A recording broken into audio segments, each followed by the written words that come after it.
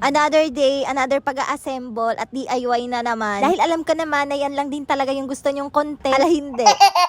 Eme lang dahil kahit ako excited na rin talaga. Pero syempre, bago nga yun, hi, hello, welcome to my vlog. Alam ko naman na gusto nyo yung ganitong content, yung nagme-makeover ng bahay. Pero subukan nyo i-skip tong unahan ng video. Talaga namang kakagating ko kayo isa-isa. Ala hindi.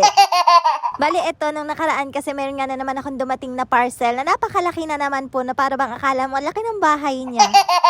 Pero syempre, gamit na yan, titatanggihan mo pa ba? Tsaka gusto ko rin talaga to, kaya super excited ko rin talaga nung dumating to. Pero dahil hindi na talaga siya kasya dito sa bahay, ginawan ko na lang ng paraan. Ate ko, alam nyo na yon, kung meron papasok, meron ding lalabas. Ala, ano yan?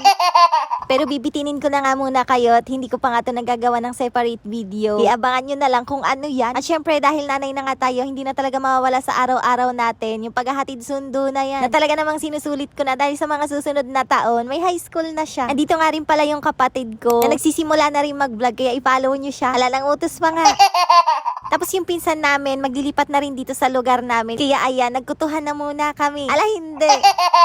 Tapos ayan na nga, fast forward, kinabukasan na nga ito at sa wakas, sisimulan na nga nila yung gagawin nila dito sa CR. And alam nyo na yan, kapag ka mayroong ginagawa sa bahay, hindi talaga maiiwasan na napakakalat at napakagulo ng bahay. Pero kahit papano, pinipilit ko pa rin makapaglinis. Dahil nai-stress din talaga ako kapag ka magulo at makalat. Bali, ito nga yung asawa ng kapatid ko, si Kuya Will. And nung last punta nga nila dito, kinausap ko nga sila na baka pwede nilang tulungan si Papa J na mag-skim coat dito sa CR. Dahil sa totoo lang, wala pang alam ang Papa J sa mga ganyang gawain. Pero Diyos ko, te, sobrang dali lang naman pala. At kahit siguro ako kayang-kaya ko, hala hindi.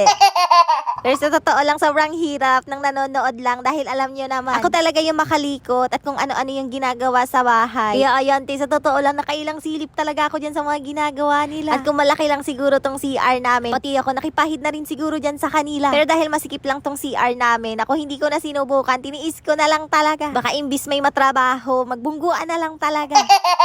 Sobrang memorable talaga nitong CR na to sa akin dahil dito lang naman po ako unang nag-trend. Dito rin ako unang nasaktan dahil ang daming bashers.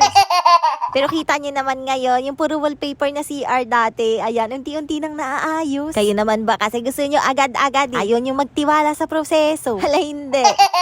Pero sabi ko nga sa kanila kung ano lang yung kaya nilang tapusin or ayusin. Eh okay nga lang kasi sobra din talaga yung init ng panahon. Pero ayan, kahit papano nakalahati naman nila and kinabukasan na nga ito. At ngayong araw nga yan, at syempre mag-aasikaso na naman ako sa mga estudyante ko. Tapos na nga rin kami mag-almusal niyan, kaya yung asawa ng kapatid ko, ayan, nagsimula na ulit siyang mag-skim coat. Siya na nga lang yung mag-isang gumawa ngayon dahil ang Papa J pumasok na sa trabaho. Pero pag uwi niya naman at pagkatapos namin maghapunan, ayan, sinimulan niya na rin kiskisin tong pader. Grabe, sobrang nai-excite na talaga ako at ang dami ko nang naiisip na gawin dito sa CR namin. Pera na lang talaga yung kulang. Hala, hindi.